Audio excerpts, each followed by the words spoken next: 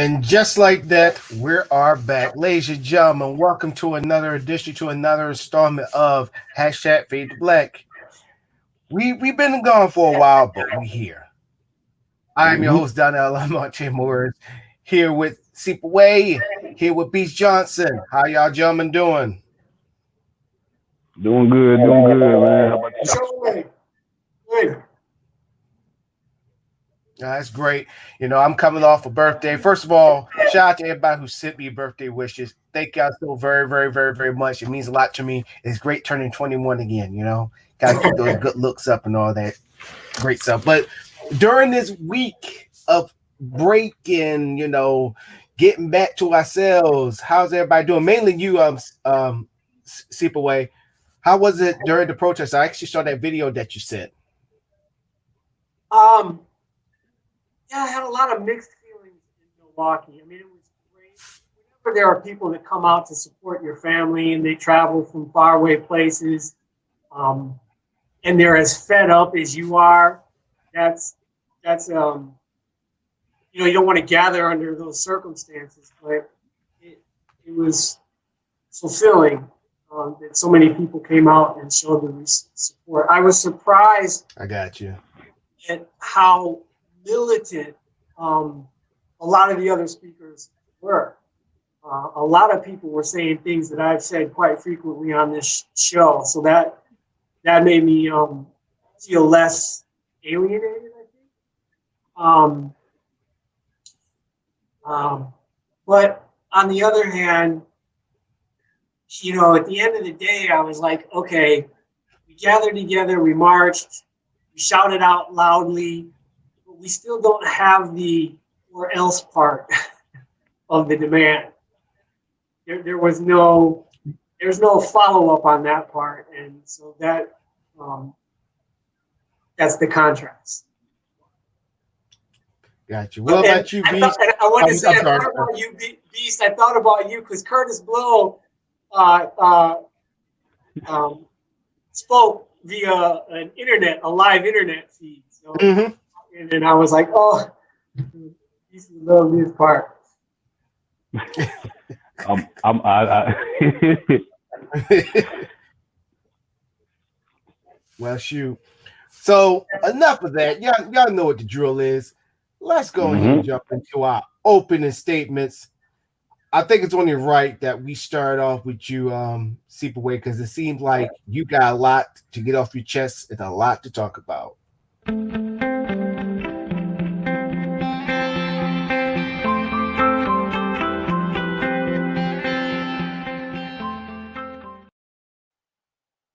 Actually, my opening statement is really quite positive.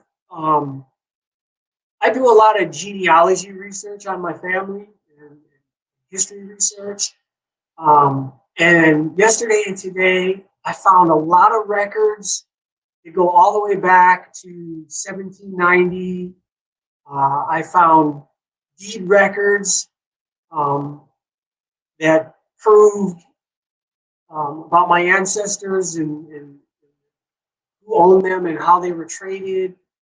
And I even found land records where my ancestors were emancipated in 1853. They were landowners. And it's one thing to read and study history in a general context. It's another thing to read history when it's actually dealing with your blood relatives. And I was able to see how our family acquired land just prior to the Civil War and then lost it after Reconstruction because of all those things we read. But my opening statement is I just want to encourage people to invest your time, invest money. The records of your family are there.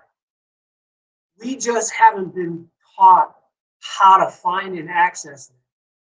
Once you learn this, you can reconstruct your family history and your family narrative and know exactly what the experience was that your family had.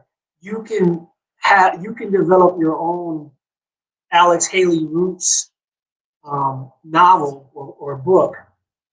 The information is readily available now. I'd like to see and help more and more families go down that path of genealogy research.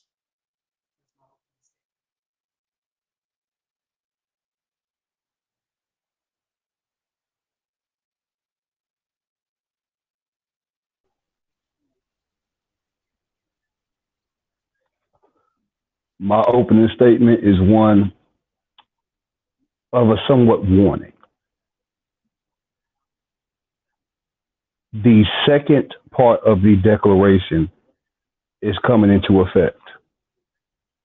When we established this country, we established it under the ideas that we must defend it from all entities outside of its jurisdiction, because that's how it was established. But the forefathers had enough insight to understand that at some point, a battle from within will occur. That's why we have the statement of defend ourselves from threats, both foreign and domestic, meaning local, meaning your backyard. The second Revolutionary War is coming, and it will not be from a foreign affront. It will be domestic, and it will be on the premise of free speech and censorship. And ultimately dictating what truly becomes the truth and what truly becomes knowledge. We're seeing now that more and more people have a feigned existence of oversensitivity. If you say as though something bothers you, we're in an era right now where other people will jump up and agree. It bothers me too. Many people use that to manipulate their own purposes and their own profits. So we have to understand that as we move forward, we cannot allow the government to control our lives in every form and facet. We cannot allow a corrupt system to facilitate a corrupt system scheme. This whole setup is flawed, fallible, and fucked up. And they know it. And the only way to fix it at this point is to either quiet everybody or everybody get up and do something about it. So if you shut up enough people, most folks will shut up themselves. So we can't shut up people. We cannot allow ourselves to be pacified or cowardice in this time. We see what's going on. We know it's wrong. From police brutality to oversensitivity to pedophilia being acknowledged as a sexual orientation. Shit ain't right. If all you biblical folk out there, you saw how it was in Sodom and Gomorrah. God gave them signs too. Not everybody in those towns died. Some of them were smart enough to get the fuck on out. So what you gonna do? Because the war's coming. You gonna sit there and die like a punk? Or you gonna stand up and die for something? So you can live for everything. And I can see. Let's get this running. Before I get started, Sleepaway, hopefully I didn't take you off too early. I apologize if I did. My internet's slow on my end, so I want to extend that apology. So on my leave, I had a lot to think about. I had, my birthday. First of all, like thank everybody who wished me a happy birthday. Thank y'all so very, very much. And if you're celebrating a birthday or you had your birthday yesterday, wish you a late happy birthday. I'm going to turn it up a notch on this show. Not just this show, but all the way through. The last show really did open my eyes. It did. To a lot of things. And that now I'm really going to put my foot down. Now, last show I played devil's advocate. I pulled on the black hat. And I was, do what a devil's advocate always does. But it had me thinking about this thing called political correctness. How people think political correctness is really hindering us and all that stuff, which lead me to that past show. When I asked the question about what about the people that did not booed during that booed the players when they did their own unity, when they hold shoulder to shoulders. And one of our panel members, Seepaway, he said, why should we care? And then we had a commenter who I know, I forgot her damn name, who said, yeah, they should boo. That hit me. Because I'm here to say you should care. You should. We can't have our cake and eat it too. And this is not a call out on both of them. This is my view. Because even with everybody unifying, coming together and saying, like, look, we're not kneeling. We're not putting our fists in the air. We're locked arm in arm, black, white, and everything indifferent, and you still boo. Rather seeing it for what it was, of America exposing itself, and then watching one of my favorite YouTubers, who's a cowboy YouTuber, sitting there saying, well, this liberal propaganda, and this is a black man. A black man sitting there saying, I'm sick and tired of this Black Lives Matter shit, and why don't we just go back to regular football? I'm paraphrasing what he's saying. I never want to talk about somebody else's, what color their wives is or their girlfriends is, because that's not even least of my worry. But then it goes back to what Cheech says. He's probably sleeping white because his wife is white. I don't believe that whoever's a different ethnicity in whoever you date should influence you, but it happens. We should care. We shouldn't say we want a revolution and not care that the people that is stopping you at every end is running the government. But let me ask you this on this question about the government, since people love to hate the government so much. Is the government or is it the people? You can't get mad at the car if the person's not keeping up with the maintenance. But should we still blame the car? See, people get so mad about things, but they don't think things through.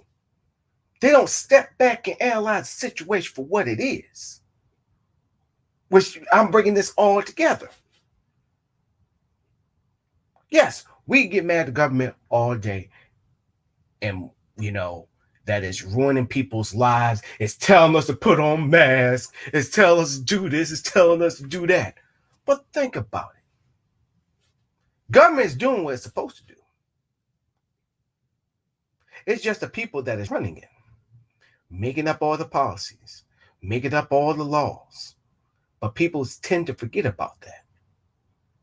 Which I would dive deeper when we get deeper into the show. But I want y'all to think about it. When you talk about political correctness, and when you talk about the government, for the political correctness, you really want to say that N-word that bad, don't you? You really want to tell people how you really feel about them, don't you? You really feel that just because you don't say what you really want to say is taking away your freedoms for some reason because you think you hurt somebody's feelings. Well, you're not looking yourself in the mirror and thinking to your damn self, maybe it's just me being an asshole. I don't like these group of Muslims, but I can't say it. I just gotta say I don't like them. Maybe it's you that have the problem. You ever thought of that? When you always point the finger, remember what they always say? You always got three pointing right back at you. And going back to the government. People are so quick to say, if you don't like this country, leave it. But still in the same breath complaining about the government and how much you love this country, but you don't love the government.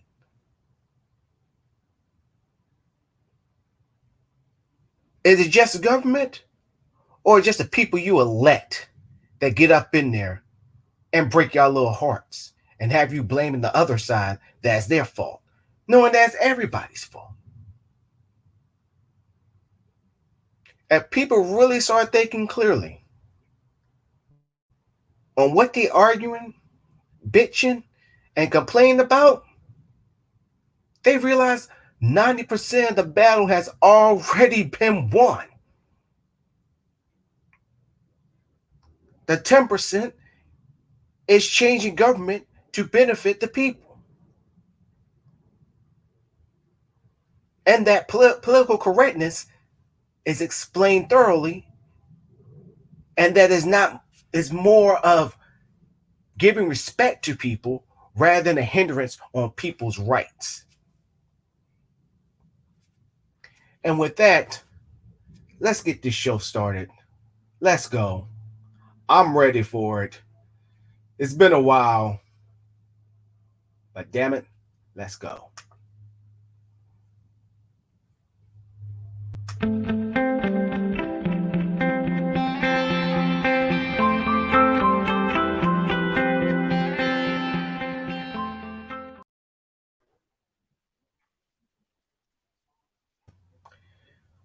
And we here, gentlemen. Look like we had a lot to get off our chests a little bit, mainly me. I know. I've been feeling some kind of way too. So let's go ahead and jump into this. So I've been. Go ahead. What were you about to say? I was saying that I want to gear the show talking more since this is indecision season with the political climate and all that stuff. I really want to gear people. I'm trying to get a poll out there on how people feel about this upcoming election, not just the main election, but also the local election. If they agree with voting or whatever, what have you, because this to me is a super important year. No matter if you agree with either of the candidates or you don't, I believe everybody's issue should be spoken. It should be taken seriously. So that's why I want to get out there. But go ahead, Beast. I agree with you. As far this is a year politically that I feel like an old man I never thought I would ever see or ever thought consciously could exist, where you have an individual who is so hated by his own people that there are several political PACs that are set up just to encourage people to not just vote, but vote for anything but him. I've seen it to where they've done animated hip hop cartoons where you have the actual political individuals in the Republican Party summoning Reagan and all doing a couple bars as to why they feel, the Republicans are good, and B, Trump is shitty. And they even let Trump get in there and do his Trump thing, and the whole end game resolved with the ghost of Ronald Reagan telling the viewer to just get up and vote. So to see that from that, Yeah. large scale is massive. As far as like voting in general, I go back to my point of I feel like we should set up a Brexit style option for the voting.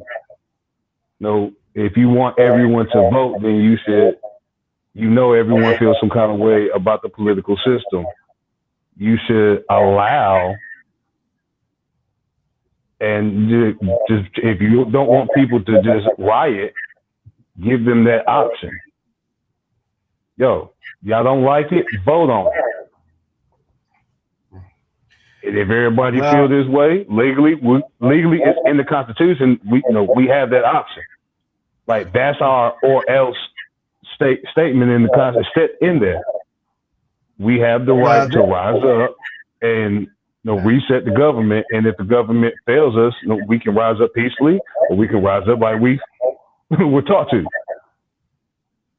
Right. So that's our American right.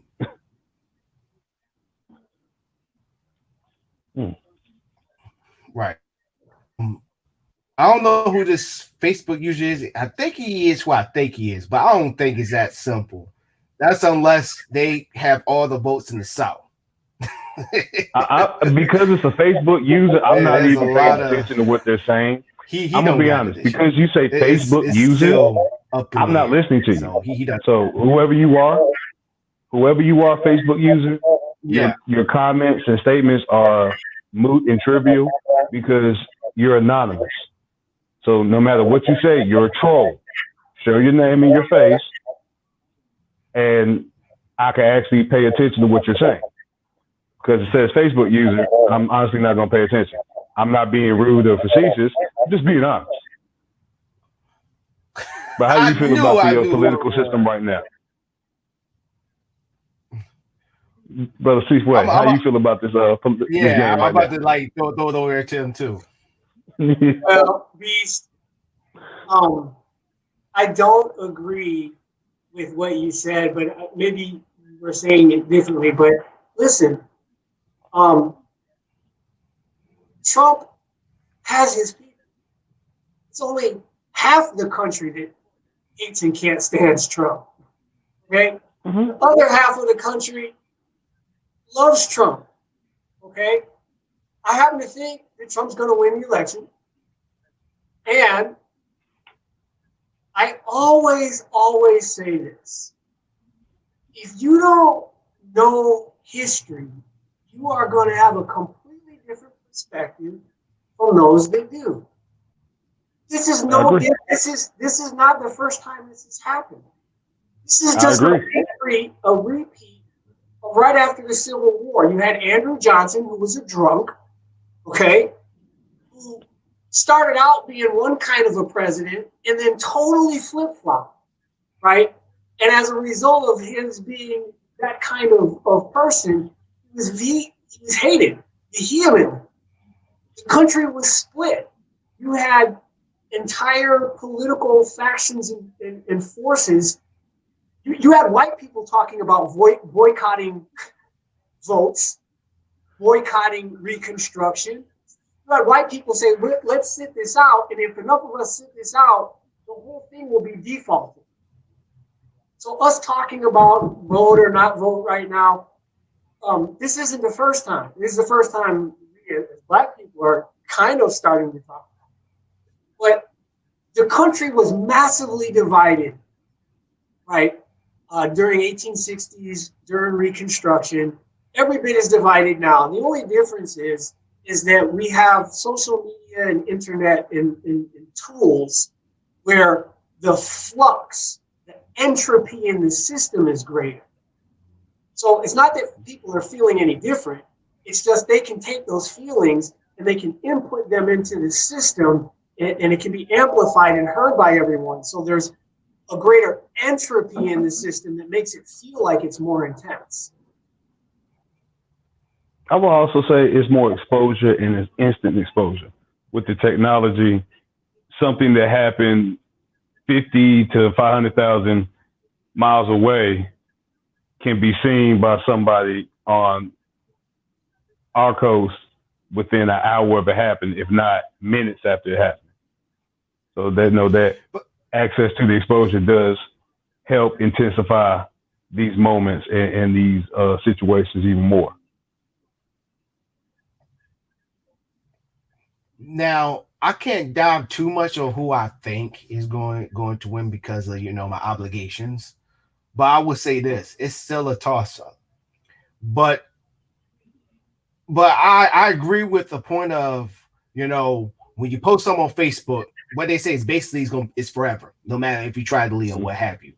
But let's not forget that there was interference, Russian bots that's happening right now currently, because now you got a lot of Facebook pages that says Black Lives Matter, or these white supremacist sites that for the first time ever Facebook is actually stopping or at least trying, and it's happening right now. So what do y'all have to say about that part? As far as Facebook, I have some loaded words for them, to say the least, as far as how they're handling their process of filtering. But let's go back to my opening statement. It's a war. It's a war for censorship. That them Russian bots are not helping the cause, and the Russian bots are kind of like white supremacists. How you say they're playing both sides. Yeah, like they're there to cause chaos. They're not there to help either side. They're just there to stir the pot. Well, that's it. You brought up the Declaration of Independence. The actual language in the Declaration of Independence says, right, that when there's a long train of abuses, basically the people have the right to alter, abolish, or institute new government. Those are three separate things. Alter the government is reform. I'm not a reformist. Abolish the government is revolutionary. That means complete and total change. I am a revolutionary. However, I will make the compromise, which is the third option, which is what? Institute new government. Meaning, I don't have to try to overthrow you. All I have to do is remove myself from your jurisdiction and set up my own government. Now, that's actually a nonviolent solution if the other side chooses nonviolence. Now, you have to remember, right, and Morris, you brought this up in your opening statement. You said, well, is it the government or is it the people? And I'm saying it's both. And I would agree on that point as well. I would challenge, let me give you an example. Okay. And then by having this historical perspective, I would then answer the question, I'm glad for the Russian bots. Anything that can divide this country and destabilize and weaken what I call the beast, which is the American government, right, which for 249 years, I've documented every single year, genocide has been committed against every member of my family for 249 years. That is both the people, the state-structured governments, and the national government. So to me, I want to see anything that can weaken this beast so that we can have a chance, because they do have overwhelming force against us. Now, when my ancestor, just probably like yours, was brought to this country, my ancestor came through the port of Charleston, South Carolina. According to the 1740 Negro Act, when my ancestor was brought here, it said, if any slave shall be out of the house or plantation where such slave shall live or be employed without some white person in company with such slave, shall refuse to submit or undergo the examination of any white person, it shall be lawful for such white person to pursue, apprehend, and moderately correct such slave. And if such slave shall assault and strike such white person, such slave may be lawfully killed. That is a law sanctioning genocide against our people. And if you substitute the word white person for police officer and put in qualified immunity, what you are seeing is what happened to my cousin Jacob Blake. He was trying to diffuse a conflict and be a peace officer in his community. The white person, or now the police with qualified immunity, arrived, commanded him to obey, and when Jacob Blake refused to submit, they had the lawful right to apprehend him. When natural law kicked in to my cousin Jacob Blake, and when they tried to violate his human and natural law rights, he did what any person would do, which is get your hands off me. They used the law, which was passed by the government, which is made up of people, but they used the law to then what? Pursue to apprehend him and shoot him, and he could have been killed. What I'm saying is the law today is the very same law from 1740. All they did was change a few terms. It's no longer white person, it's police with qualified immunity. They Meaning, altered. back then, a black person could not defend himself and strike a white person. Today, a black person cannot defend themselves and strike a police officer. What is the difference? And most officers are white. What is the difference? So, it's the government. I challenge anyone to name 1 year where there were not genocidal laws on the books used against our people. Just Okay. 1 year. All right. So let me go ahead and jump in. I believe we talking the same language a bit, but when it comes to government and the people that runs the government, that's when we have a little bit of rocky road. So let's go back to that point, because I still stand by government does what it's supposed to do. It's just the people that runs it. So yes, you're right. There has been a genocide that's been done to our people since we first put our feet on this. Our ancestors put our feet on this ground. So no disagreement on that. But remember, the people that are elected are the ones that makes the policy, that amends it. What's one thing we say in the army? It's waving. That's what's been happening.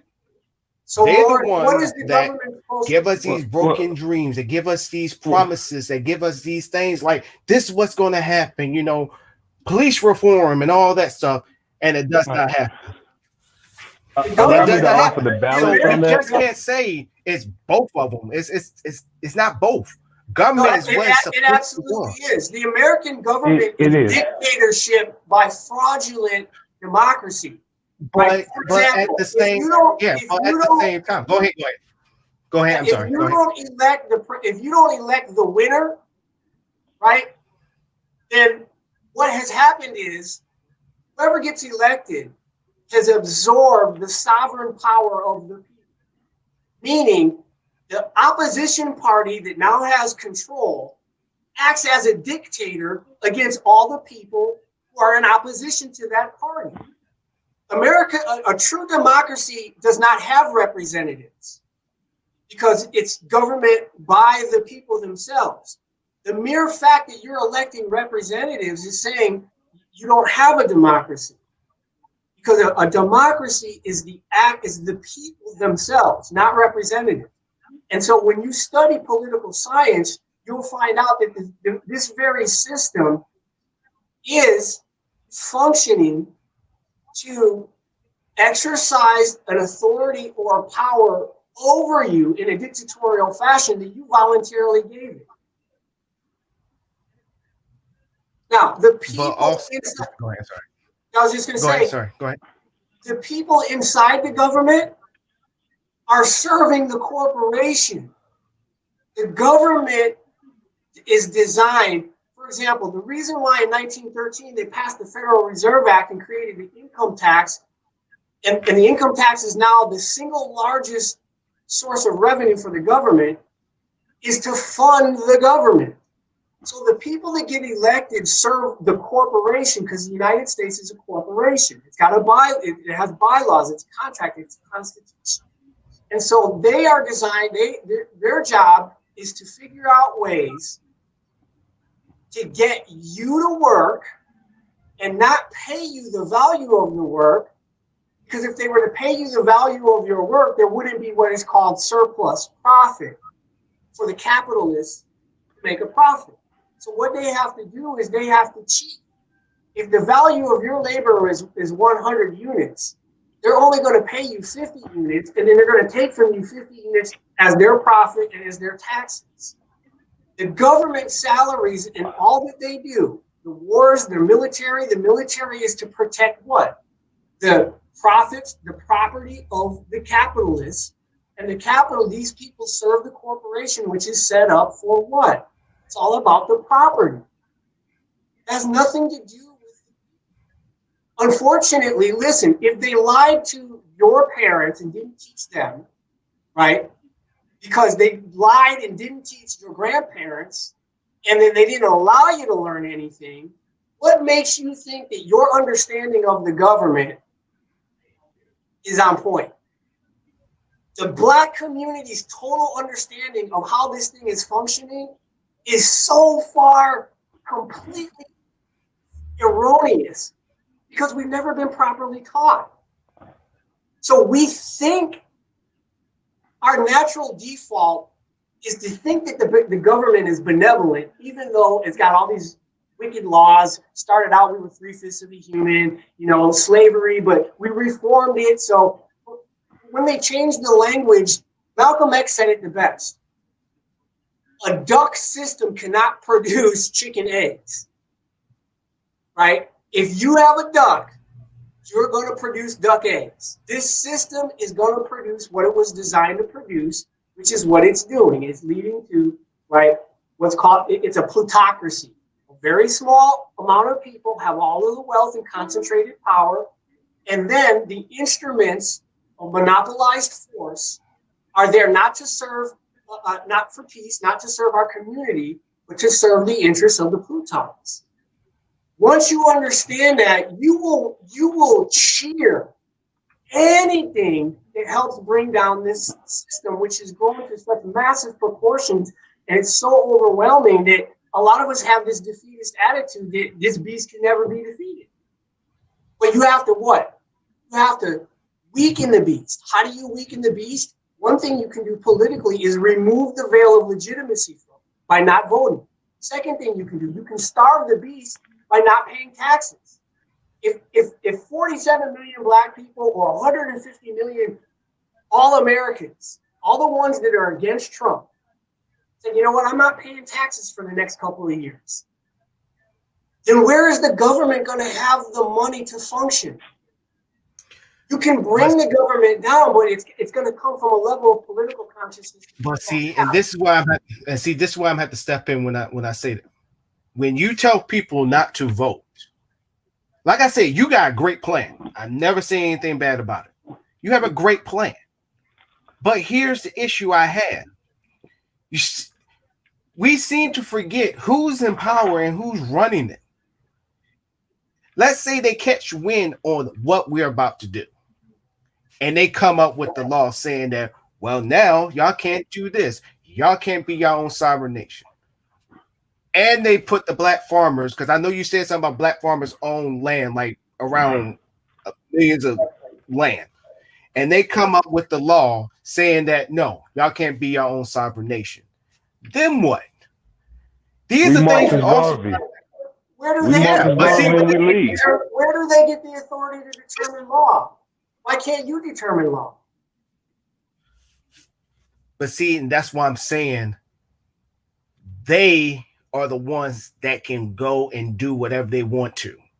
No, they can't do whatever they want to if there are what? Consequences. Yes, and that's the consequence if they make the law. If they make the law, now I'm sorry. Let me to help both of y'all. because you're both making good points. The point is, you're right, Seaway. Consequences can be made, and what you're saying is very valid. The problem that he has is, and kind of what he's showing is that it has to be, what we're showing with this conversation is, in order for that to happen, we have to have a hive mind collective when it comes to this unity. Like, if you know how black folk are, if X amount of people that you know or like have some kind of respect for when it comes to certain topics and things of life, if they agree with something, then you're more in line to agree with it as well. Because like, all right, well, that person, you know, they're knowledgeable when it comes to this endeavor or this situation. So if they speak on it like this, then I'm more inclined to believe what they say. So that you have to have that collective unity in order to truly get that moving. Because with that collective unity, the consequences that you speak on, Donnell, of all right, 47 million people say, all right, we not gonna pay taxes. Here's the beauty of that. As 47 black people or 150 million Americans, as Seaway counted, that run the gambit of different occupations, different skill sets, different sets of knowledges and access to vital things that potentially could, as you say, dismantle and de-establish the system. A good example is a made-for-TV movie. Anybody remembers the Revenge of the Nerds movies? They did a third one that was like made for TV, but they had a moment where all the nerds said, all right, we're tired of being called nerds. We're not going to do what you want. If you're a nerd and you feel like we feel and you've been feeling that way, stand up with us. And then like throughout the whole city, people that were quote unquote nerds just stopped doing their work. Truck drivers, garbage men, people that ran the actual power grids for the city stopped working, joined in with the nerds at the campus. Yes, nerd power, yeah. That little moment showed irreparable damage throughout the whole city because all these people, this collective of individuals got together and made a unified front just for that one moment. They messed up that city long term just for them 15, 20 minutes that the movie showed that they did that. So if you have a movement like that happen, it doesn't have to be long term. If you just get 47 million black folk to say we're not paying taxes for the next 4 years, and 150 million other Americans agree,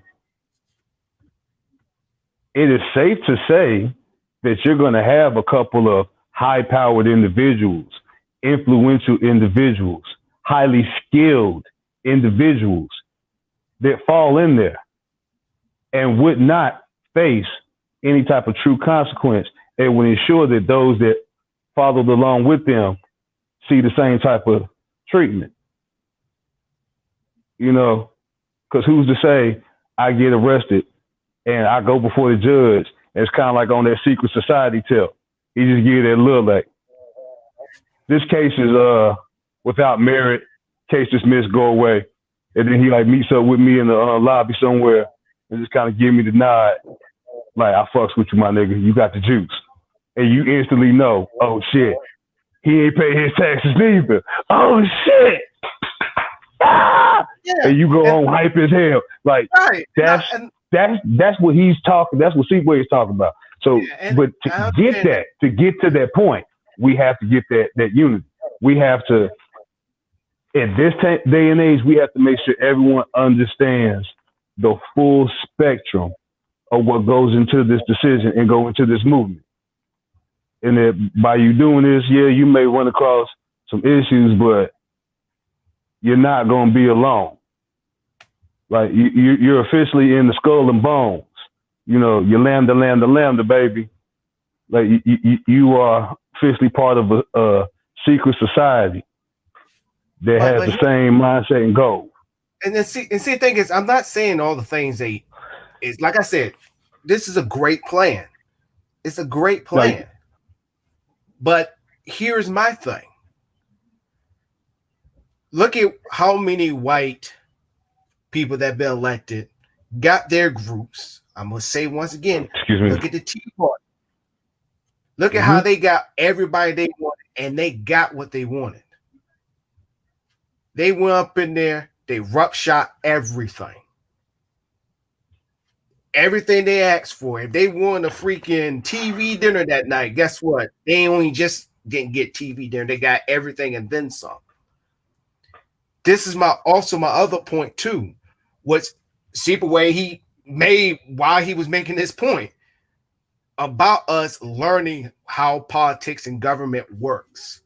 Because it's great having right. I mean, it is great.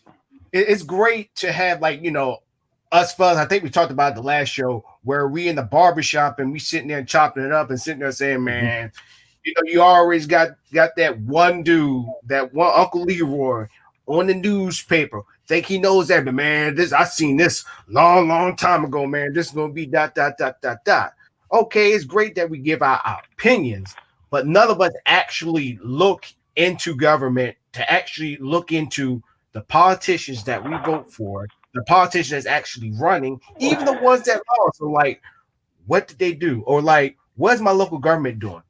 Why are we not going down to city halls, but we complain every day? Because we don't see, we don't see a personal connection to it.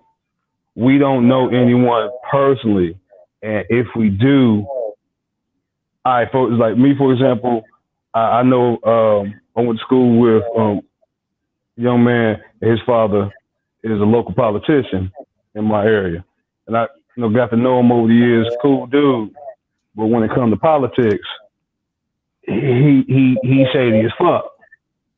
Like, that was kind of like my first intro to local politics and how some individuals got in there. And how you really can't believe everything that you see. You really like I said, you got to do your due diligence.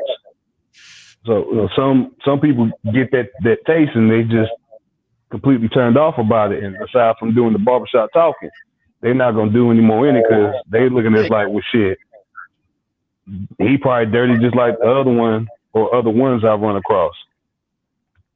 So you have that mindset as well within the community. Morris, did you watch that video I sent you entitled "The Jones Plantation"? Right. So, I don't know if you saw it, but it was attempting to explain the fact Jones that Plantation. I had sent it to you in the group, but it was attempting to show how there were a group of slaves, and one day the slave master, he brought in this outsider and he explained the new system. Okay. And as he was explaining the new system, the people realized that they had a choice. They could elect Mr. Smith to be the head of the plantation or Mr. Jones to be the head of the plantation. Okay. And they got people into trying to look at the various merits of Mr. Smith and Mr. Jones. One was more benign, one was more this, more that. But what they began to realize over the course of time was, regardless of who was in position as the head of the plantation, they still had to get up from sun up till sundown. They still had to give the fruits of their labor to the system. They still were always told what to do, and they were always punished. So if our mindset, Malcolm said it again. He was like, look, right, this is the land of our captivity. You're basically talking about who do you want to be your warden so that you can be more comfortable in the prison. Mm-hmm. So if we limit our discussion to which warden do we want to run the prison without stepping back and not even looking at the wardens and saying, what is this prison system that we're in and how do we get out of it? our people, like Beast is saying, we're stuck in this mentality where we don't even conceptualize the idea that we're living in the land of captivity under a system that was designed to what? Make us inputs to an economic system that benefits them. So I'll break it down real simply. I'll just ask you a series of questions. They're simple questions. Morris, do you want to be governed by this government? That's a yes or a no. I can't, on the confines of my obligation, I can't do that. And I understand. Yeah, I respect. That's my point right there. My blackness cannot allow him to answer that question. Yeah, and Seepaway, you know what my answer would be. So I just put this is one of the real nigga questions. Like, oh, this was great. This illustrates the fact that you don't even feel comfortable answering a simple question like that. You are it's more palpable than that. You're under coercion. You're under coercion because if you were to say how you really feel, there are these consequences. So let me change it. Let me ask you a different question. It's more collusion. When we say those who are in power, who control, we say the government. So let me ask you this, Morris. How did they, the government, get the authority to make laws? Written on paper. What? It was written on paper. Okay, so if you can write on paper to make laws, why can't you write on paper what laws you want? Here's a balanced look on it. Yeah. Hold on, Beast. Watch this. This is the Socratic method here. By asking these kinds of questions, a certain kind of ownership of the knowledge is going to come out. So I asked Morris. I said, how did they, the government, get the authority to make laws? And he said, well, they wrote them on paper. So I'm saying, if all it takes to make laws is writing something on paper, why can't you or we do that? We could be able to do that. There's a lot of people out there that says that. Let me see what they call themselves, but the name probably gonna pop up in the middle of the show, where they just basically said, "Well, I'm not obligated to follow the laws. I'm just gonna go ahead and do what I do because I'm sovereign." That's the word you gotta throw around. Okay, there are some people that say that, but let me ask you the question again, and this time again, how did the government really get the authority to make laws? You say they wrote on paper, and I'm saying writing it on the paper was just the end product of I see what you're saying. So they basically came over, they slaughtered, and then they written it on paper, which got the Indians to write off on there saying like, hey, we own your land, or compromise to say we got this part and you got the rest. So the essence of the government getting the authority to make laws, the essence of it is what? Might, power, force, intimidation. Okay. Yeah. Well, intimidation is the effect of the force they're applying. The authority that they I'm digging what you're saying. I'm saying that. Yeah, the authority that they have to make laws essentially comes from force, not any kind of sacred virtue, not any kind of inspired wisdom, not any kind of divine right or authority. It's because of force. So their authority comes from coercion and compelling us to be obedient to their wills because they are willing to use force to enforce it. That is where law and authority comes from, other than what is called natural law.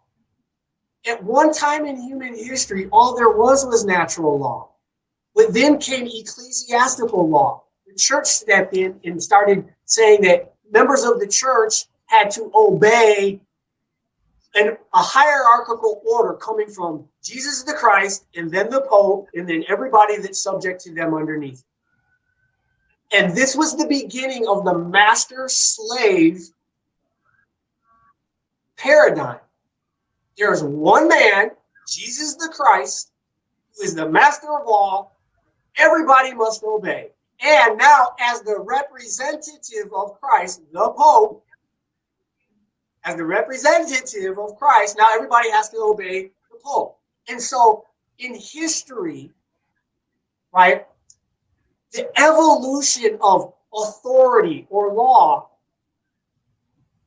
changed from everybody was under law as received in their person naturally to ecclesiastical law. Then ecclesiastical law merged into what's called statutory law. Pope started changing the ecclesiastical law that applied to church, and now it applied to territories. So even if you weren't a member of the church, now you still got it. And so it went from ecclesiastical law to statutory law, and then statutory law evolved into what we have now, which is corporate statutes. And so everybody's walking around as if they have to obey these corporate statutes. Why? Because they use terror in the form of organized force, in the form of what? Militaries and police, to affect the brain structure, the brain function, and the brain chemistry to produce an automatic submissive response. All right. You literally have been brainwashed, programmed, and at this point, instead of studying the candidates, we have to study this system and how it was created, who created it, why it was created, and how it functions. And once you do that, you'll get to the point where, like Nelson Mandela got to, when he said, once you realize that you can't live the life you want to live under the law, you automatically become an outlaw. Meaning, what they say of law is of no consequence to you. It can't govern you. It can't affect you because you have something, your connection to natural law, that trumps that. No, I don't mean to confuse Trump and Trump. It overcomes that. If you have that, that reconnection to your natural law, all of that other stuff that they're talking about is no consequence. Your only concern is, how much power do I have to enforce my will against theirs? Okay. And it's not an easy thing. I'm going ahead and yeah, and I'm gonna interrupt you right there because we do got some bills to pay. Okay, Superboy giving us that nice, fresh, even like I said, ladies and gentlemen, even though I differ with him just for a little bit, I would say 2%, but the rest of it he's spot on. Because I also want to tell him that I do want to have a show where you explain your world much more to the everybody so they can get an understanding of what's going on. Because that's going to basically be my next question to you after this break. Let me go on here and hit that up right here. We do, ladies and gentlemen, we love doing the show. And we want to keep all this going, and then also for me to have better internet so y'all can better understand me and all that great stuff.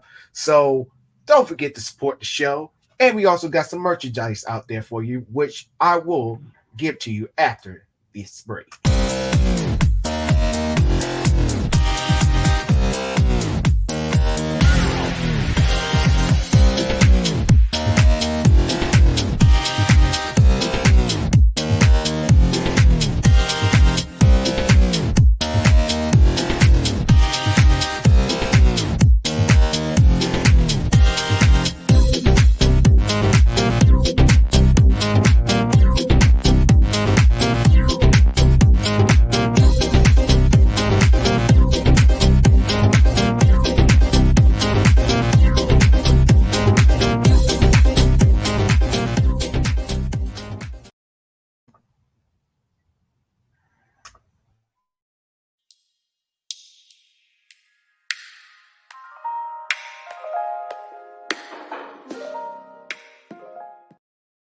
Yes, ladies and gentlemen, that's the merchandise of our shirt. And also don't forget to donate to the show to keep us going, to keep it fresh, keep it locked up in here. We also got a special guest on the show, you know.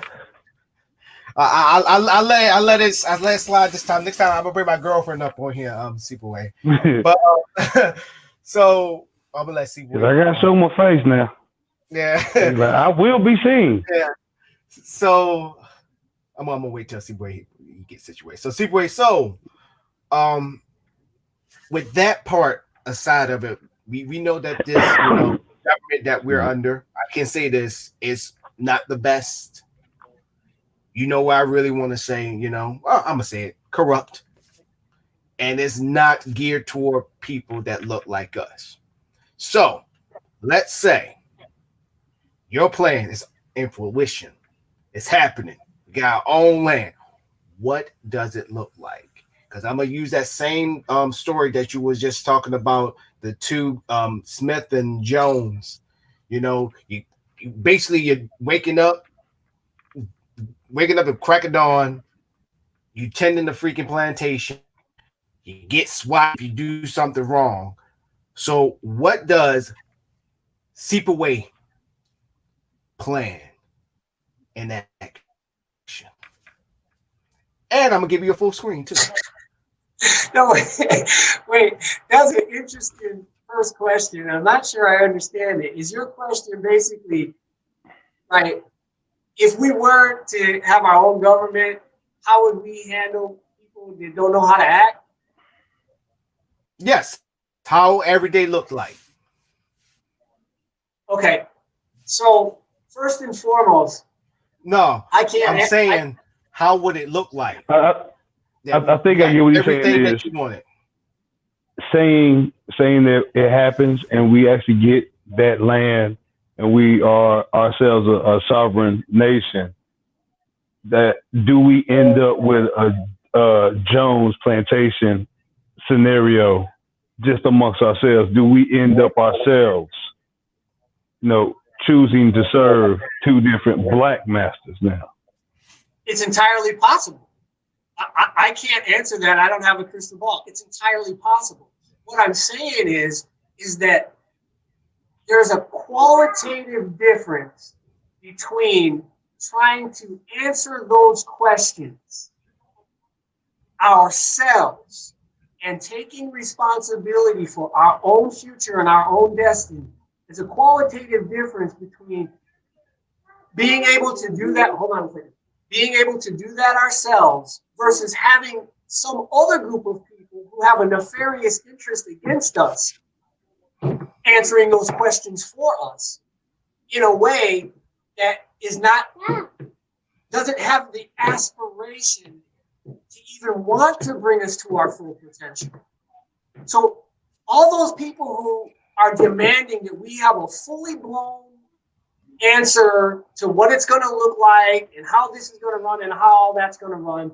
Not one single person can do that because, for example, you guys on the call can't tell me how to run a swimming facility because that's not your lane. But these can tell me about music, and Morris, you can tell me about broadcasting or some military things. So it's not the thing where we got to have this guaranteed it's going to be better. It could be worse, but it's about dignity. It's about self-determination. It's about, this is my son. If he never learns to take responsibility for his actions and for his life, and he's 30 years old and he's still a boy, did he reach his full potential? As a people, as a collective people, we can't reach our full potential until we take responsibility for governing ourselves. That's what this is about. We have to accept our fault in this. So I wish I had an answer, I wish I had a pleasant answer. Okay? But see, it's an honest answer. It's an honest answer because we've been.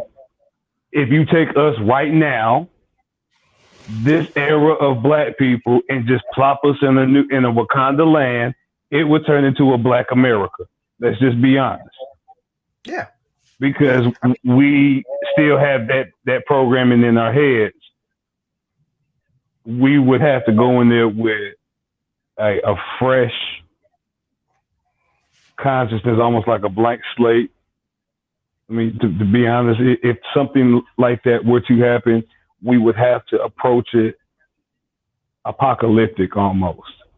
As in, like, we would have to take the mindset of, like, the world is over and we're starting new. Yeah, so everything that we knew before is dead. Yeah, I can see that. We're going in, like you said before, we're going in with what you know. What are your skills? What is your expertise? Prior to you coming over here, what was your lane? What did you invest yourself in? And then we are going to build from there. We're going to, all right, like you say, our music, get all the musicians together. But Donnell, it would be more strategic military defense because he has that expertise. So he would be more in lane of making sure that everyone is trained, well armed, and well alert, and knows how to defend themselves and be aware of everything. Not just we have an army set aside. No, we are an army. We would have to go in with that mentality. Everyone would have to be, I feel like everyone would have to teach each other skills all around. Like, that's how we would build up a new nation and a true sovereign, nation for us. Everyone comes in, but it's not like you're taking over. Like, no, I'm teaching you music. You're teaching me how to swim. He's teaching me military tactics. We're teaching everyone what we know. And learning at the same time, and then building from there, and then establishing new sets of governing bodies from there. Gotcha. I'm gonna take your point, Beast Johnson. I'm gonna stretch it because Seepaway and you, Beast Johnson, have today, because I used to look up cities. I remember one time I was curious seeing cities for sale, towns for sale. But we got Teach on the line. Let's see what she got. We need to draw on those skills. Yes, Teach, you are correct. You are right. Mm-hmm. So I actually looked up cities, towns for sale. There are towns, literally. I think the lowest acre I seen was like 34 acres, and the highest I seen was 348 acres of land. And I was thinking to myself, imagine what Seepaway was talking about. Let's say we don't get the 46, but let's say we get close. What happened if you get at least 1 million, maybe 5 million, to move in these areas, put our money together? One thing that I don't know if y'all familiar with Claude Anderson, Blackonomics, Powernomics, as he call it. Put all our money together, buy up these communities, and then we have our communication base. And you know, us black folks, we all about influence, branding. And knowing that all the stuff that we have in front of us right now was influenced by somebody that looked like us, or as Teach would say, that's my mom, that's my father, that's my sister, that's my brother, that's my cousin.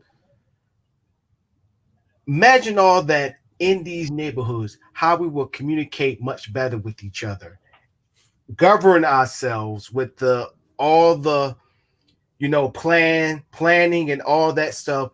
What Seepaway was saying, and then with Beast Johnson saying, okay, cool. All right. For people who have the musical skills, come over here. And then for me, with the military and the broadcasting, everybody come over here. Imagine what that would look like. Just imagine. It just had me just looking through it all over again. Not only here in the States. Yeah, go ahead, Beast. I was gonna say that it would look wonderful to quell anyone's fear of a Tulsa or a Philly or a Rosewood. We have to establish ourselves with a combination of 70s Black Panthers with reservation. How the Native Americans. We must establish that. Hey, look, what we're doing is nonviolent. We are here for ourselves to sustain ourselves. We have no problem, working with you as far as when we need to travel out and get supplies and everything. When we need to step out to facilitate our needs, we willfully and acknowledge your laws while spending our time out there. We will pay, and we will adhere to those taxes. But we are not part of your nation. We established that we are only coming out here to stock up, and then we headed back to our land. Yeah. As far as as far as anyone thinking that this is some kind of sideways tip, no. To establish that this is reservation, we handle our own issues. If you are inclined to want to step foot on our property or on our nation, you have to abide by our rules. You have to make your presence known. You have to go directly to the local law enforcement outpost to establish yourself, because any presence on our land and on our nation that is not acknowledged forthright with law, with the outpost, will be seen as a declaration of war. Right. That is the consequence. If you step on our land without, if you come in my house without knocking on the door first, I'm gonna look at you like you're trying to rob me. So don't be mad if I bust you in the back of the head with a baseball bat. Right. Knock first. Right. And it's also that simple. Right. And to add on that point, when we have somebody that's part of our nation goes out to, let's say, visit a family member out in the regular states and all that stuff, if something happens, we need to know. Like in the military.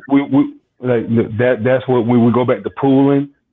And I take that pooling a step further by once we pool, like everybody that's linked up with you has to come link up with my peoples, and vice versa, and including Seapoy's people.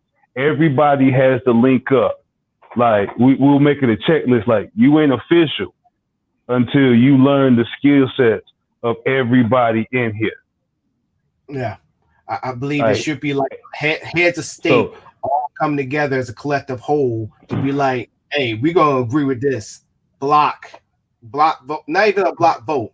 It's more like when there's an issue, the nation will be made known. Right. Like, especially if it's an issue that may affect you in even the most minuscule way. Hey, this was going on. One of the people went out there, some shit happened. We got the legal delegates working with them right now. And I feel like we should also kind of take a step from a play out their book as well and have emissaries, for like families of individuals that are sovereign to the nation, could be deemed as emissaries.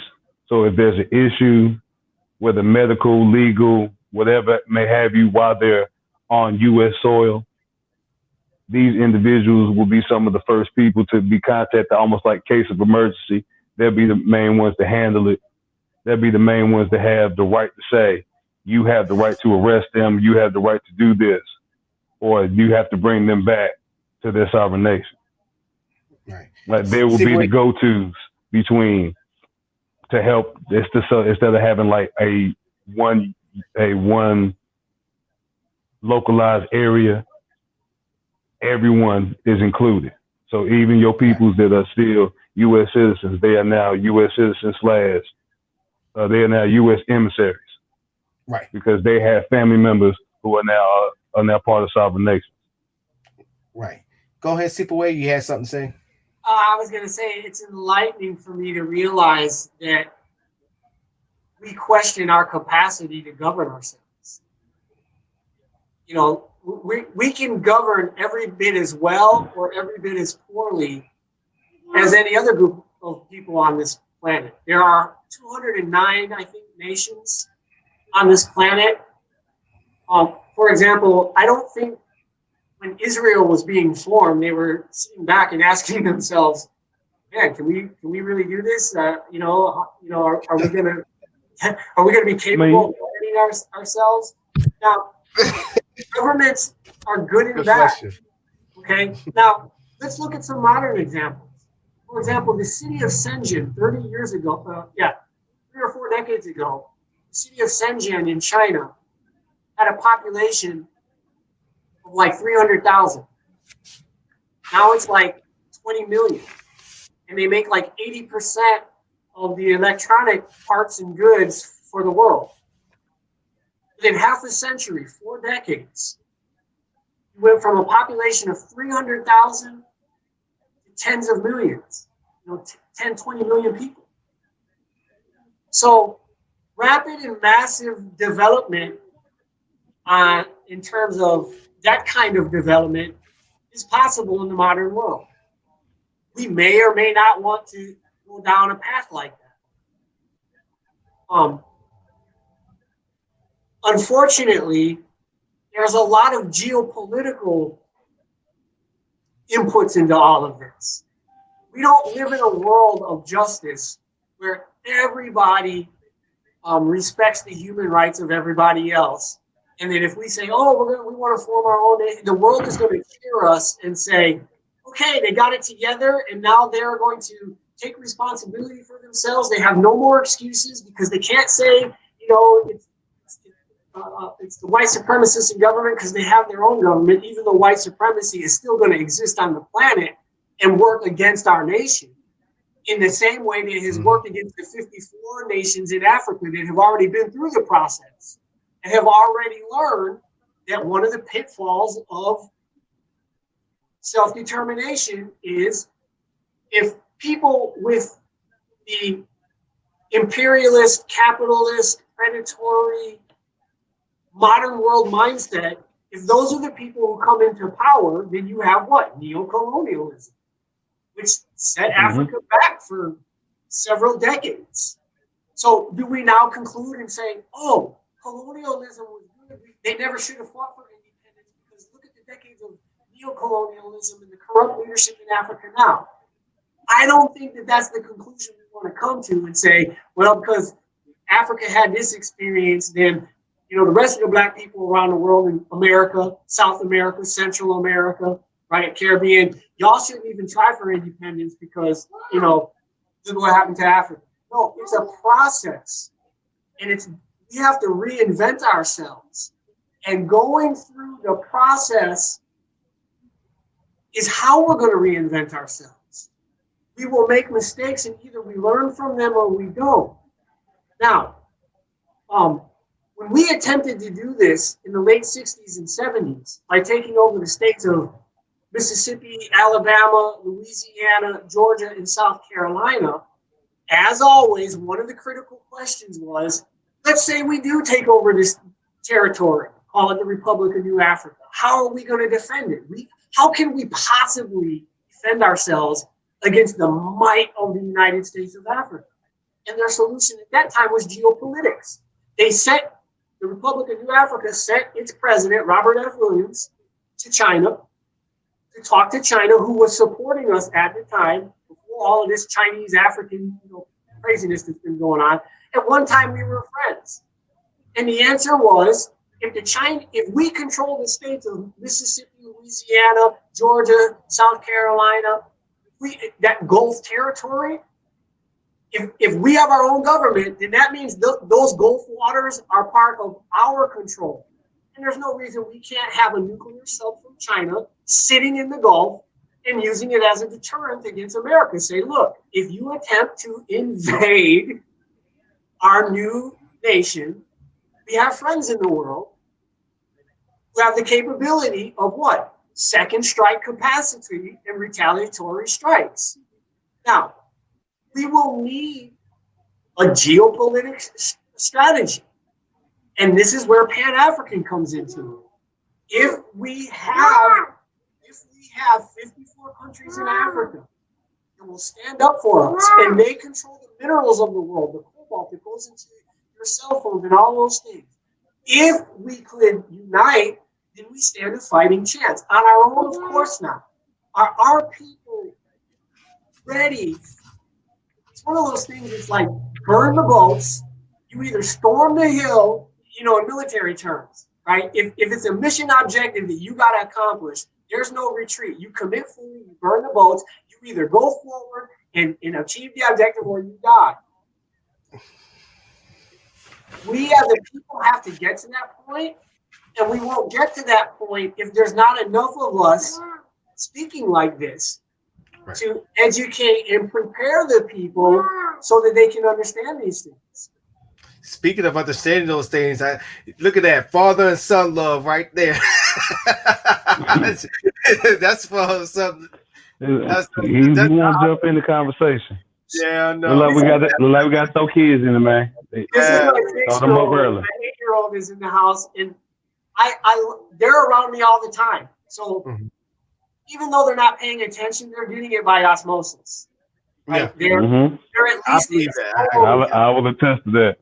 Yeah, they're exposed to a different kind of thinking. And I know for a lot of our people, what I'm saying sounds so outrageous, right? Oh, you can't. What was that saying that we used to say? You can't fight the system, or you can't fight against the man. And, there was a saying we used to say, our parents and our grandparents, when people tried to stand up against the system. And yeah. It's like you can't do it. And a lot of us, America is this overwhelming power, and we live inside the belly of the beast. So the idea that you could, then you got to ask the question: why would I want to be in a country, in a partnership, in citizenship with the kinds of people who booed the demonstration in Kansas City that you mentioned, Morris, in your opening statement? Half the country really feels the way they do about us. They feel that this is their white country. It's always going to be that way. They're never going to see us as equal, and it's their country. So why are we trying to fit into a container with those? That's like being in an abusive relationship. Exactly. But the healthy thing to do is to leave the abusive relationship and go heal yourself, not continuously struggle to get this person to respect you and treat you right. We have two options: leave or kill them in their sleep. I can't even laugh at that because that's true. We're not advocating violence, ladies and gentlemen. We're not. We're speaking truth. It's true. We don't advocate anything that we say. We're just speaking truth. Truth don't got to be legal. Truth don't got to be nice. Truth don't got to be pretty. Right. Or the truth you think you're going to get. It's just the truth. So and if you look at my shirt. There you go. I'm going to put you on full screen. Can you stay right there? Stay right there. Put you on full screen. Take a look. Yeah. I prefer not to think before speaking. I like surprises. So let me elaborate what he's saying. So all of that B. Johnson and Sipaway said is it's not even fact. It's the truth. It's a truth that is like right here, but people not accepting it for what it is. Basically, it's just so palpable and so strong, you don't want to look at it. With both of y'all, like I always do in the show. Right. And so I'm going to be real with both. Let me get real with y'all. So there has been times where I did, because I was always taught to question everything. To the people who you see as God, I'm just using hypothetical, people that you respect, people you you just want to throw up the building, or one of those people you want to just cut them while they sleeping. And I had a question where I'm like, what if I could just why do I need to follow these laws? Like, for example, with the police. Why every time when a police come up behind me, why should I be afraid? Why should I every time when they turn on their lights, why should I pull over? Why don't I just keep on going? What they gonna do? If I'm doing, let's say I'm doing the speed limit and this one police officer is just having a fucking bad day and he happens not to like black people. So let me go ahead and harass this brother right here and just drives on my ass, pause, and just have one's like, what happens if I just keep on going? Just go straight on through the neighborhood, go in my parking lot, freeze. For what? I didn't do anything. And then he comes up with me with a gun, but guess what? I got a gun too. And I'm pointing at you. Now because of current situations, the smart sociopathic thing to do would be to I only say sociopath because the end result is going to be somebody getting shot, and then the law is going to want to get involved, and that's how they're going to try to paint you for these actions, because you knowing you're in the right and knowing that this is racial profiling, we have technology. Black folk use it.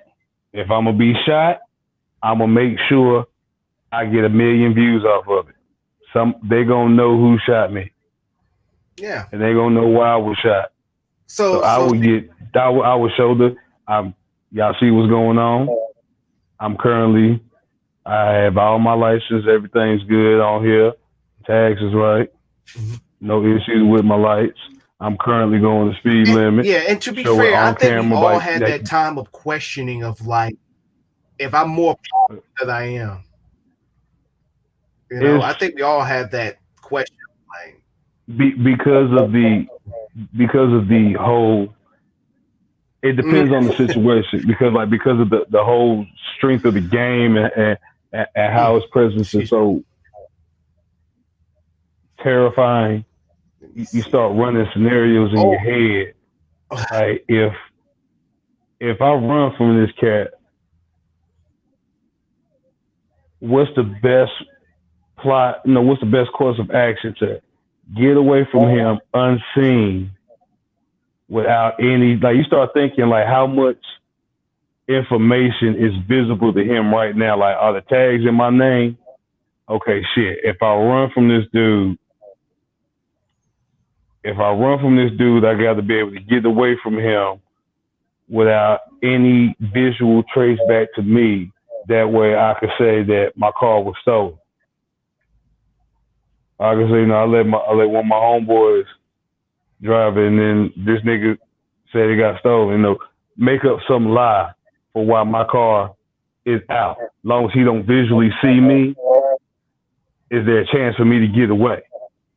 Because if this is some bullshit and I want to run, what's the best way? As long as they don't visually see me, how quick can I get away, out of sight and hide, without him seeing my face or my physical features, to be able to get some kind of random scale? Because if he just gets a random scale, then every cop will be looking.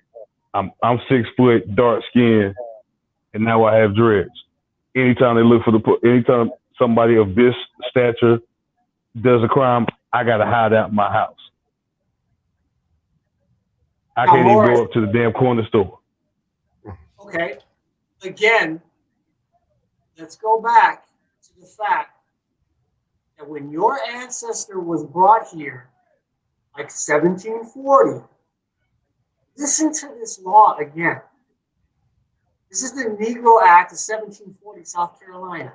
If any slave, so let's just say, if any black person who shall be out of the house or plantation, so let's rewrite that. If any black person shall be out of the house or not on their job, right, where such a black person shall live or be employed without some white person in company, if such a black person refused to submit to the examination of the white person, let's change that to the police officer.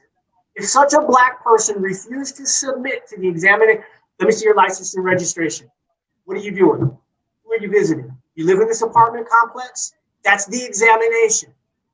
If any black person shall refuse to submit to the examination, it shall be lawful for any such white person. This is what the law says. This is what we call white privilege. Status in law. It shall be lawful for any white person to pursue, apprehend, and correct such black person. And if such black person, shall assault or strike back, meaning if such black person shall defend themselves against such white person, police officer, such slave, black person, may be lawfully killed. This is the system that was designed when we were brought here, that is still in place now. 1740 to 2020 is 280 years, Morris, that you, meaning literally the ancestors, the blood and breath that lives inside of you in your genetic programming, 280 years, you have been afraid to leave your house or be outside. You have been under this terroristic threat, this trauma, that if I don't submit to these white people, if I don't submit to the police, I can be killed. This is what the law demands. Once we start understanding that we are literally still slaves, then you have to go, man, am I going to be the kind of slave that tolerates life on the plantation? Or am I going to escape? Or am I going to what? Grind glass and burn cotton? Am I gonna retaliate against my master? People are always saying, man, if I lived back in the time of slavery, I'd run off the plantation. Really? Running off the plantation now means not paying your taxes, not voting, and working to set up your own jurisdiction, your own dismal swamp, your own maroon community. There's nothing different now except that there's more. We're all basically house Negroes doing field Negro work. We're all comfortable. Yeah. We're not all comfortable, but a lot of us are comfortable. We have the creature comforts. But back in 1740, right, if you were a house Negro, when it was cold and rainy outside, by being in the house, you were a little bit more comfortable. And by being in the house, you had to be somewhat presentable for the white guests that showed up. So you were allowed nicer clothing. But at the end of the day, even though with all those creature comforts, you were still what? A slave. Right now, we are all house Negroes doing field Negro work under a system of slavery that has been reformed so that it no longer looks like overt slavery, so that we can all be confused, so that we will be the elephant that no longer has the chain on our foot but won't leave the plantation.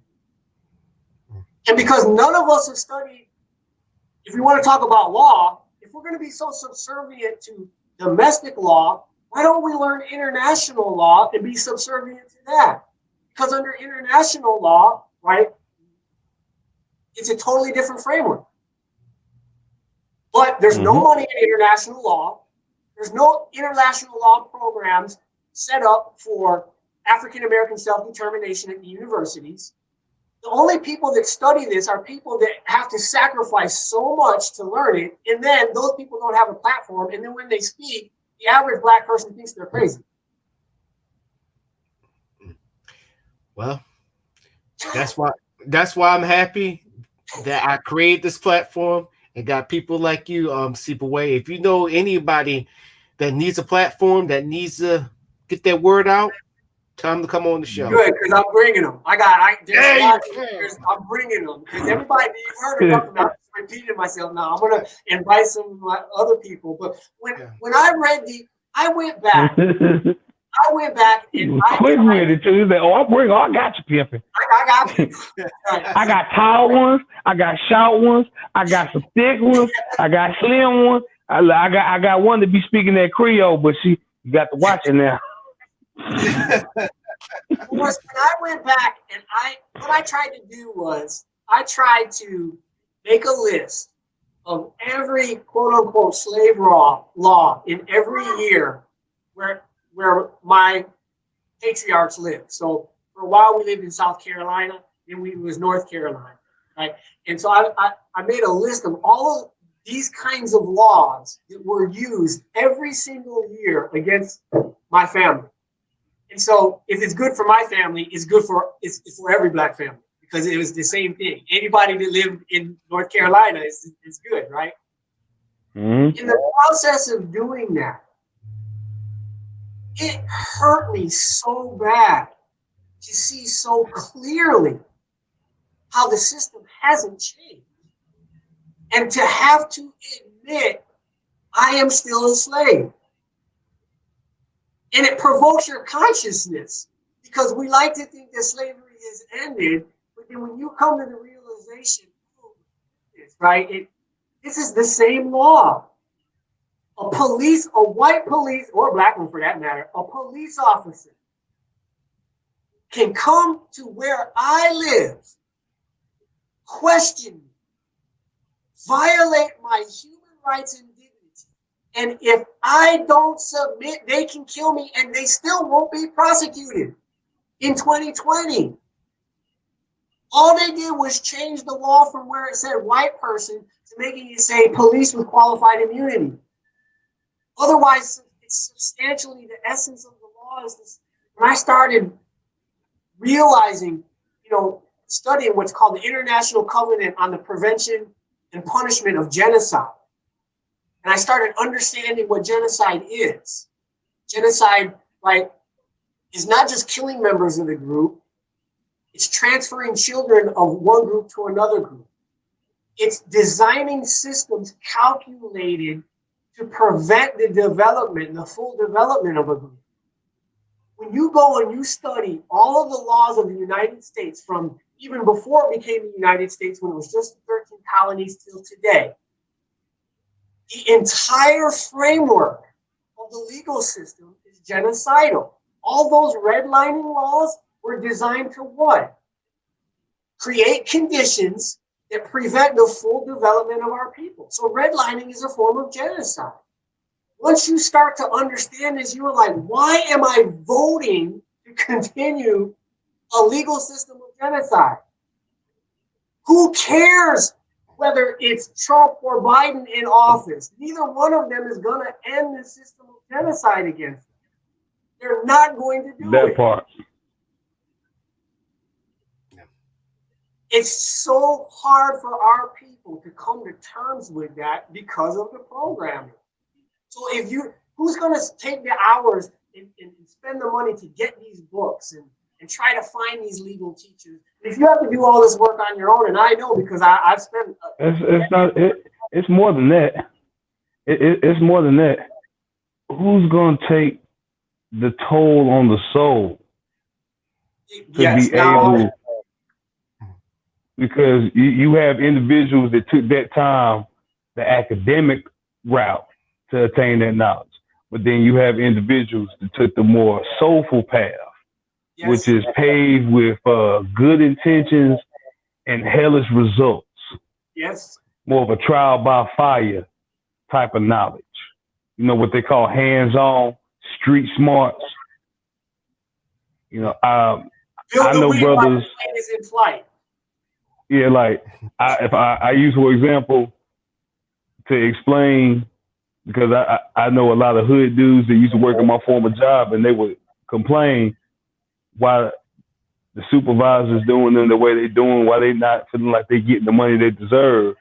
And I use dope terms to break down the basic structure of being a supervisor at this particular job and how they structured it and how it's formatted against you as the hourly, and how, this ain't a job you want to maintain. This is like a side hustle. Like, You just it's a weekly check, so just treat it like that. Like don't put a whole bunch of effort into it, because you got to look at it as like you actually on the corner selling dope, and the supervisor is your connect. Please, But let me jump in there right now. You see what you Go just said? That is putting you in a condition designed to prevent your full development. Now, to survive, you got to spend a lot of time training yourself not to give your best effort. Either that, or you have to train yourself to accept the conditions in order to achieve that preset dream you have. But well, I got to get in line with the program in order to succeed. And then you get in line with the program and you don't see any type of success. So you just think, well, maybe I just need to toil at it a little bit longer. You always have that one on the job to be like, hey man, just do what he says. Just hold on. Just hold on. Just hold on. Just hold a little longer. I've been here 27 years and I'm still part-time working for the temp agency, but they gonna hire me. Just hold on, man. Hey, you know what's crazy? His son just walked in and it just thundered, and it rarely thunders over here in Washington. That was powerful. That boy got power in him. I am not lying. I'm gonna have to watch the video playback, but it just rumbled. I thought somebody fell downstairs. I'm looking, I'm like, no, that's rumble. His son just walked over there. I'm like, that's power. That's my 8-year-old. Look, I know. I know his ego is just like here now. Like, look, Dad. Look, I just made a ruckus on the show and didn't even say nothing. I just brought the windows. That's crazy. Like, I ain't even got to. Like, I'm on my Mike Jackson. I just walk in the scene, right, and they go left. Look, ladies and gentlemen, I'm not even lying when I tell you that. Right now, as everybody, a little bit. We got the fires going on over here, and we get in the mist and all that stuff. For the first time ever, we're able to see the sun, and that happens. It wasn't even no storms, raining, and it just rumbles. His son just walked right there. The ancestors are listening. My son is into this show called Hunter x Hunter, where they talk a lot of Eastern philosophy with Nen and Ren, and before that he was into Last Airbender and Waterbend. So after the show, when I tell him, hey, when you came on the screen, you made it thunder, he's going to think in his mind he got powers to make it happen. Look, no, he's just going to go back in the room and just be like, I told these niggas I'm the last Airbender.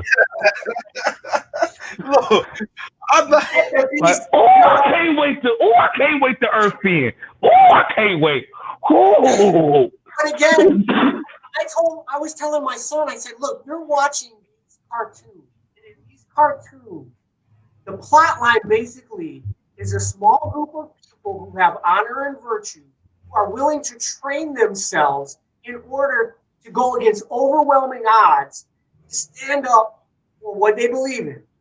And they have to come up with creative plots how they're going to defeat the superior opponent. And they do. So I let my son watch all of these things to get that kind of programming in his head, that for him to think that if he gets together with some of his friends in the future and they say, hey, there's no limit to what they can think of. And then they say, okay, well, we got to figure out how we're going to do this. And if there's no fear there, this is the kind of mentality that we need right now. And to Beast's point, there was a scene in the movie Roots between Fiddler and Kunta Kinte. It was in a wagon, right? And Fiddler is trying to get Kunta Kinte to accept his name as Toby. And Kunta Kinte wouldn't do it. And Fiddler goes off and he says, look, I worked real hard for Massa. I got a good floors in my cabin, and he break down some of the creatures he got from working. And he said, I'll be damned, right, if I let some free African, right, mess up what I've been working so hard for. And that's that person on that job has said, I've been here 20 years, right? You can do it. Just acclimate yourself. Just accept, hold on. accept it for something better later on down the road. Or don't ruin it for us. Don't ruin Don't it for us. ruin it for us. The best. Man, He gonna you get man, mad. chill out with all that. Chill out. Yeah, they gonna mess around and make us do more work. Like chill with all that. So Fiddler sees the massive big plantation. He sees it, and doesn't aspire to that. It aspires to the little one, the extra spoon that he gets, the extra little blanket he gets for his log cabin, and that becomes his limit. That becomes his aspiration, is to hold on to this. But and what he has to do to get that is making plantation after plantation after plantation for the plantation owner. And so no matter how well you believe and how long and how good you hang on in it, you are always making more for your employer. No matter what you do, you are making the gap between you and your employer bigger. So how are you ever going to be considered as a person with human dignity, right? If 30 years from now, again, their world has advanced. You haven't. You think you have because you got, a little bit better carpet on your floor. And the whole perspective is off, right? We're fighting for 10 grains of rice, and they have 100 million 30-kilogram bags of rice. And that's what we're competing against. And the reason why they have all that rice is because we keep giving them our labor. We keep substantiating their system by participating in it, because we don't realize there is no NBA if we don't play, right? Military doesn't have the strength if we don't enlist in it, okay?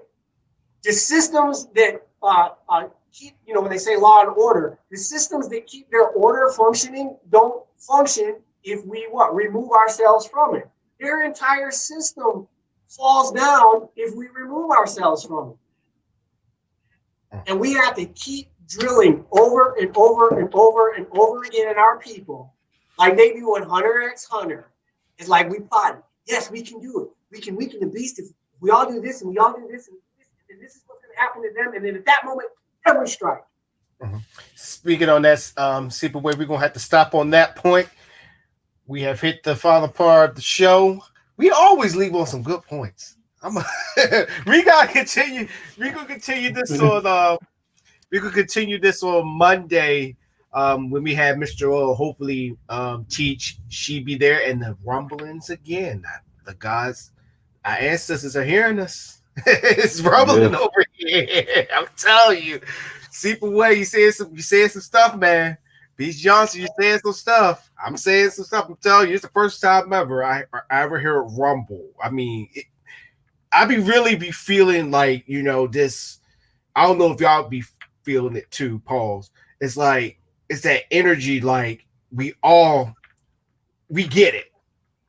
Mm-hmm. Even though we got different views, not different ways of how we say it, but we there. And this is crazy about this show. And that's why I'm once again, I'm happy to have the panelists that I have. Also, the people that watches the show and that continues to watch. I'm just blessed to have y'all, but I'm telling y'all, trust me, this show doesn't go further than what it is right now. Trust me. But yes, I'm not gonna go too far on that point. But this is a conversation that we're gonna leave off on that one, and we continue it on Monday, and I can imagine how Mr. O is going to react. I'm just waiting for it. I actually do. He's going to have a lot to say. He gonna have a lot to say. Listen. I can't wait. This is gonna be something else. But any alibis before we head on to our final thoughts? I take that as a no, but I want to shout out to Real Chairboy Popcorn. Mr. Joe's been trying to get on the show. He's been trying, but when you got a great business, you don't have that much time. Hustling. Yeah. So Mr. Jones, if you want, that block be calling, baby. It be hot, baby. I mean, he be selling out his. They fiending for it, baby. I got the streets need me. We understand you, Jones. We understand. Hustle Mr. hard. Jones, Hustle on. Yeah, keep going. But we're gonna keep shouting out your business, shouting out your name, man. So realcheddarboypopcorn.com, ladies and gentlemen, 12 different flavors. Like I said, got new flavor. You got a new flavor I just seen on there. Yeah, the apple. I think it's apple pie or something like that. They got there's two more. You got strawberry birthday cake. Strawberry. Yeah, you got strawberry birthday cake, and I think I seen the one about the apple pie. Yeah. Two new flavors. Everybody need to try. Definitely, I'm definitely going to try it out. I'm about to go on the site after this. So once again, realcheddarboypopcorn.com. Get your popcorn as well as our merch. I actually just ordered my merch last week. We got a special offer for you. We got a promotion code. Free shipping until the 30th of September. You get your shirt, you get your cup, also get your mask, also get your leggings, even though Chief's been kicking my ass about that because she said could you lower the price. I was like, Chief, I can't lower the price. I'm sorry. But we got all that. Just go to our site at chiefspring.com/store/fade2black store. Damn, that sounds so tacky when I said it, but it's scrolling at the bottom. It helps support the show, help support us, keep it going. Also, I really want to do like interviews on the streets, and then also Beast Johnson for his musical endeavors to bring music stars up on here, as well as Seepaway bringing his peoples onto the show as well. We want this to be the new media where people come to get their information, to come back to also input as well. Yeah, this right here will support it. So the promotion code, as you can see right there, free shipping until the 30th of September. And with that, it's the part of the show that I just cannot stand because we have so much great conversations and we have to stop it short. It's our final thoughts. So Seepaway, lead the way.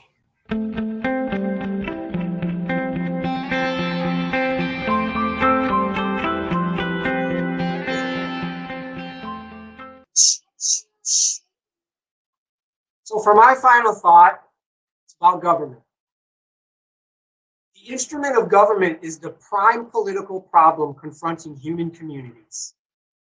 What form should the exercise of authority assume?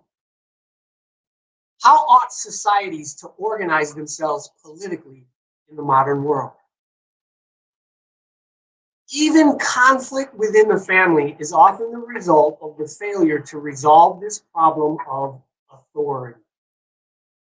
All political systems in the world today are a product of the struggle of power between alternative instruments of government.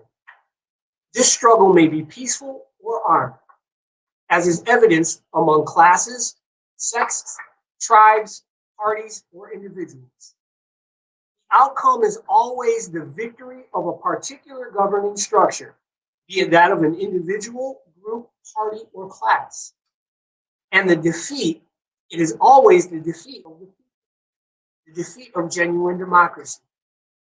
Political struggle that results in the victory of a candidate with, for example, only 51% of the vote leads to a dictatorial governing body in the guise of a false democracy, since 49% of the electorate is ruled by an instrument of government they did not vote for, but which has been imposed upon them.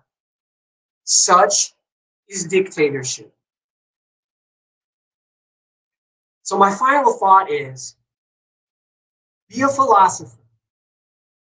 Think about what this government is, how it got its authority, how it uses its authority, and ask yourself, is the authority that it has, which is based on conquest and kidnap of your ancestors, legitimate? If you conclude that it's not, and that the only reason why you are a part of this is because of force and coercion and the threat of being imprisoned, then you have to conclude that you are not free. And we need to change that. in some shape, form, or fashion, and it's going to take bravery and courage and heroic action precisely right now while the American beast is divided and weak. That's my final thought. For my final thought, as we take that stance that Seaway's spoken on and attack this beast, and as we move forward for that goal of true freedom and independence and self-sustaining, I'm kind of reminded of the Hamilton song where the King George says, "What comes next? You're on your own." Awesome, wow. Do you have a clue what happens now? We mustn't fear what happens, what may happen, what could happen, the possible or the plausible or the potential. As long as we go in with the mentality of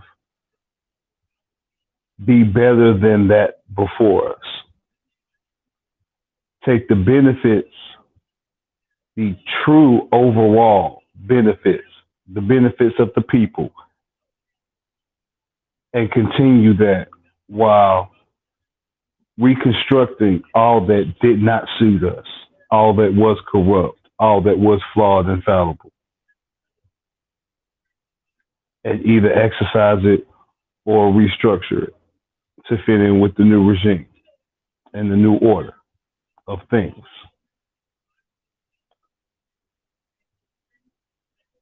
Prepare yourself, educate yourself, love yourself. That's my final thought. Yeah.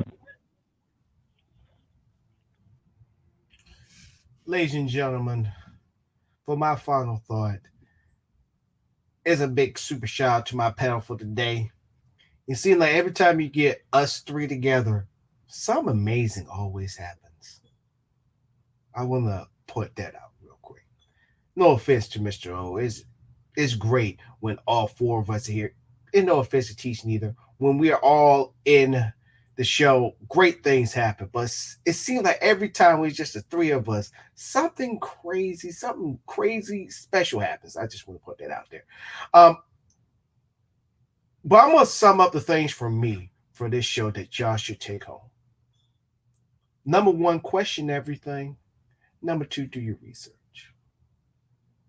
As you can see, when it came to the government, me and Seepaway had our differences. Only 2% of it. But the rest of it, I was privy to it, but Seepaway was that one that just opened my eyes much, much more. And this is what this show is about. You don't have to know everything to be like, hey, I have my knowledge up on this, ... We all learn on this show. And I think that's the problem with people nowadays. Even when people with the knowledge, sometimes need to bring it really back in, knowing that with this knowledge comes great responsibility. But also for the person that's getting fed this knowledge, should also understand too, there's nothing wrong in saying I agree with majority of it and disagree with a little bit of it. There's nothing wrong with that. And also with questioning everything, make sure it's the right questions and you're getting the right answers too as well. Always make sure of that. So, like I said, you can go ahead and question everything, but make sure it's the right questions and you're getting the right answers. But when you do that, which leads to my other point, is doing your research. Reliable sources to back up your claim if you get any pushback. Or you're getting the right answers. because we like to go on feelings. I know we like to go on emotions without using this. But I'm here to tell you, yes, a little emotion don't hurt. But sometimes the truth hurts. But you got to accept that truth as well. So make sure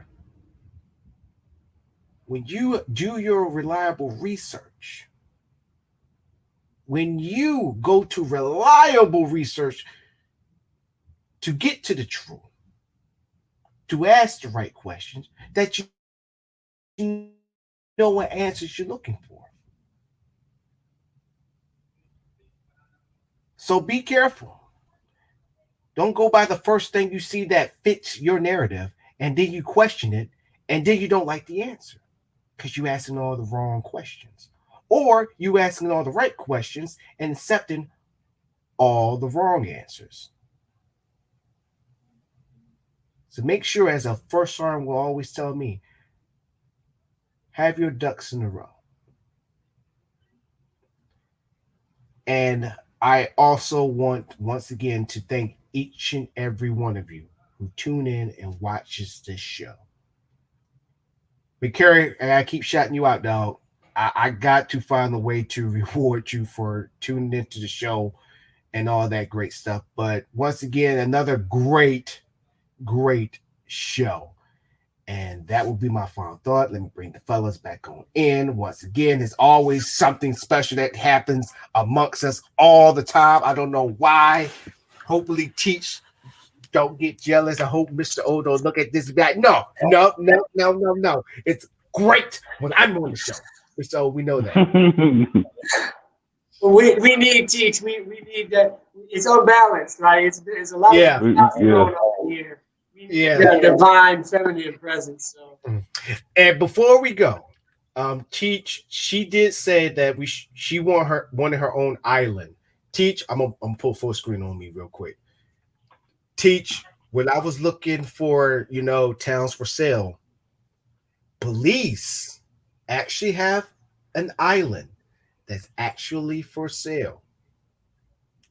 Only thing I'm gonna tell you is look it up. I can send you the site myself. Belize actually have an island for sale. Just want to throw that out there. And then I got one alibi, and then I'm gonna go ahead and let y'all get your alibi before we leave. When I was talking about buying these towns that are for sale, there are actually other towns internationally, mainly in Italy for some reason. What? Nice villas. Like, what's that one movie that Spike Lee made? Yeah. I try to figure out that one movie that Spike Lee made about those 4 black soldiers that was waiting on the troops to come. I've got what it's called, Saint Augustine or something like that, because one had the statue head that gave him luck. I'm thinking the name offhand. But I'm talking areas that look like that are for sale. And imagine with the ideas, I won't say ideas, plan, because this is what we was doing the whole entire show, plans. If that come to fruition, and you have black folks here taking over those cities and internationally in Italy, and there's some more spots. I think it was another spot that was actually in Australia too. There are places in Tasmania. And we network like that, imagine all the things that we're saying will come to tuition. That will be nuts. But that's my one alibi. Anybody else? No alibi for me other than watch the show, share it. Yes. Buy some merch. Get some popcorn. Support black business. Go. Any final thoughts on Superway? I'm just glad that my 6 and 8-year-old sons got a chance to hear us talk all evening instead of watching some stupid TV show. Right? This is a good TV show. Yeah. I'll tell you, ladies and gentlemen, we in the words of what was the Amigos, we walking how we talking. Walking. Oh, now I got the song stuck in my head. Oh my good grief. All right, I think it's time. I think it's time for this hell now. But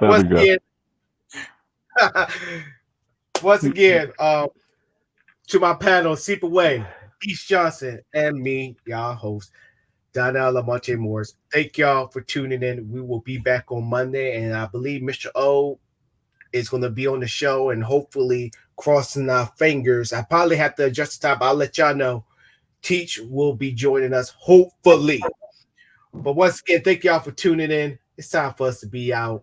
Thank you once again. The Shop on Let Stroll one more time.